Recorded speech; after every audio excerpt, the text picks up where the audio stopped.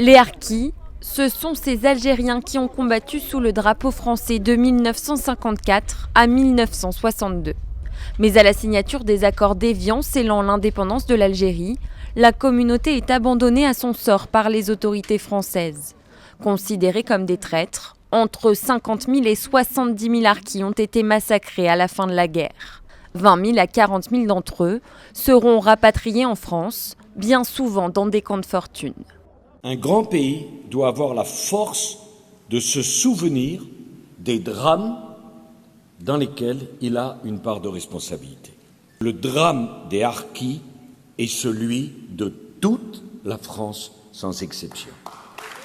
Aujourd'hui, la communauté des Harkis et leurs descendants représentent environ 500 000 personnes, autant d'électeurs pour les candidats à la présidentielle. Bien sûr, on nous méprise parce que tout le monde se sert de la communauté Harki quand il y a les élections, et puis quand il n'y a pas les élections, quand les élections sont passées, tout le monde nous abandonne, quoi. Je veux dire, voilà. Car s'adresser aux Harkis, c'est aussi parler aux 3 millions de pieds noirs en France, de plus en plus tentés par le vote Front National, qui, dès sa création, rassemblait des partisans d'une Algérie française.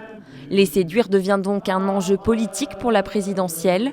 Marine Le Pen sera présente aujourd'hui aux Invalides lors de la journée nationale d'hommage aux Harkis, tout comme Nicolas Sarkozy, Jean-François Copé ou encore François Hollande, qui célébraient pourtant les accords d'Évian en mars dernier, une première pour un président de la Ve République.